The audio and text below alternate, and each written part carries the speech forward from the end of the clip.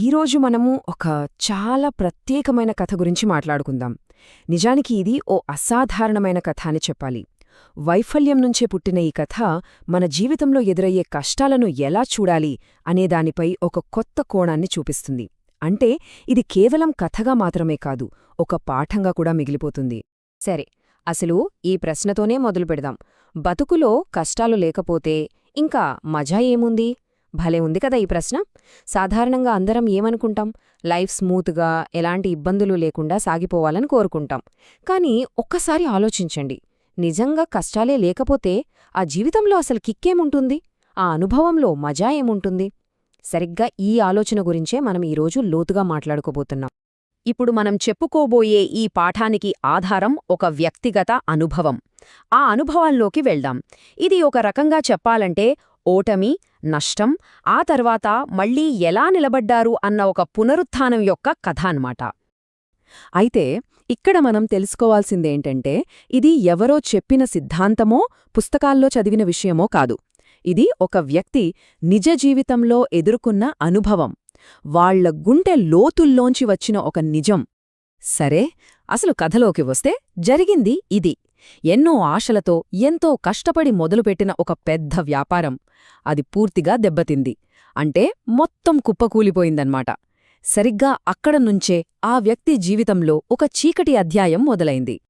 ఆ మార్పు ఎంత నాటకీయంగా ఉందో చూడండి. ఒకప్పుడు ఒక స్టార్ హోటల్ రేంజ్ జీవితం, ఫుల్ లగ్జరీ. కాని ప్రస్తుతం ఈ దశకు చేరుకున్నారు.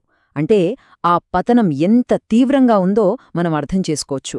ఆకాశం నుంచి అమాంతం నేలమీద పడ్డట్టయింది పరిస్థితి. సో దాని పర్యవసానాలేంటి? 1. కష్టపడి నిర్మించుకున్న పెద్ద వ్యాపారం చేజారిపోయింది. 2.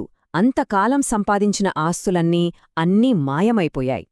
చూడటానికి ఇది డబ్బుకు సంబంధించిన నష్టంలా కనిపించొచ్చు, కాని అంతకు మించి ఇదొక వ్యక్తి గుర్తింపును, వాళ్ల ఆత్మవిశ్వాసాన్ని పూర్తిగా దెబ్బతీసిన వైఫల్యం. కానీ ఇక్కడే కథలో ఒక అద్భుతమైన మలుపు వస్తుంది. సర్వస్వం కోల్పోయిన తర్వాత ఆ వ్యక్తి మళ్ళీ ఎలా నిలబడగలిగారు? అదే అసలు విషయం. ఇది బయటకు కనిపించే మార్పు కాదు, పూర్తిగా లోపల వాళ్ల మనసులో వచ్చిన ఒక ఊహించని పరివర్తన. ఆ పరివర్తన ఎంత గొప్పదంటే, చూడండి ఇక్కడేమంటున్నారో, అయినా సరే బతుకుమీద ఖర్చు పెరిగింది కాని తగ్గలేదు. ఎంత విచిత్రం గదా! అంత పెద్ద నష్టం జరిగితే జీవితం మీద ఆశ చచ్చిపోవాలి. కాని ఇక్కడ దానికి రివర్స్లో బతకాలన్న కసి, ప్యాషన్ ఇంకా పెరిగింది. ఇది నిజంగా మనిషి సంకల్పశక్తికి ఒక నిదర్శనం. ఇక్కడే మనందరికీ ఒక ప్రశ్న వస్తుంది. అంతా పోగొట్టుకున్నాక జీవితం మీద ఆశ, అభిరుచి ఎలా పెరుగుతోంది? ఇది సాధ్యమేనా? ఈ ప్రశ్నకు సమాధానం వెతుకుతే అసలు విషయం అర్థమవుతుంది. ఆ సమాధానమేంటంటే, వాళ్ల ఆలోచనా విధానంలో, దృక్పథంలో వచ్చిన ఒక ఫండమెంటల్ మార్పు. మరి ఆ మార్పు ఎలా సాధ్యమైంది? చాలా సింపుల్. 2 స్టెప్స్.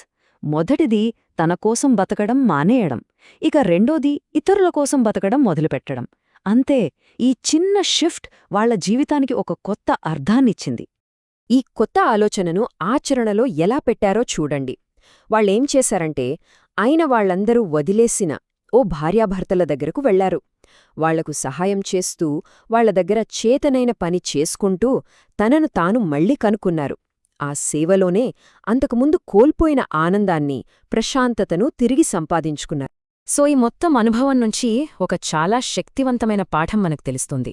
ఇప్పుడు మనం ఈ కథ యొక్క అసలు సారాంశమేంతో చూద్దాం. ఇది మనందరి జీవితాలకు వర్తించే ఒక కొత్త నిర్వచనం కూడా. ఆ కొత్త నిర్వచనమేంటంటే సమస్య. అసలు సమస్య అంటే ఏంటి?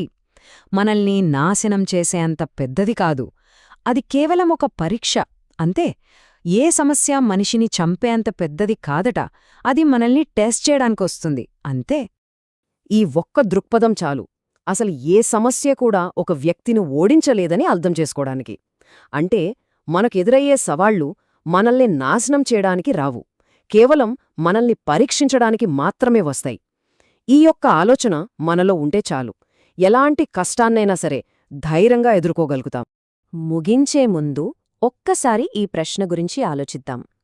ఒకవేళ మన జీవితంలో వచ్చే సమస్యలు కేవలం పరీక్షలు మాత్రమే అయితే వాటిని అలాగే చూస్తే ఎలా ఉంటుంది? ఈ ఒక్క మార్పు మన ఆలోచనలో వస్తే కష్టాలొచ్చినప్పుడు మనం స్పందించే తీరు ఎలా మారిపోతుంది?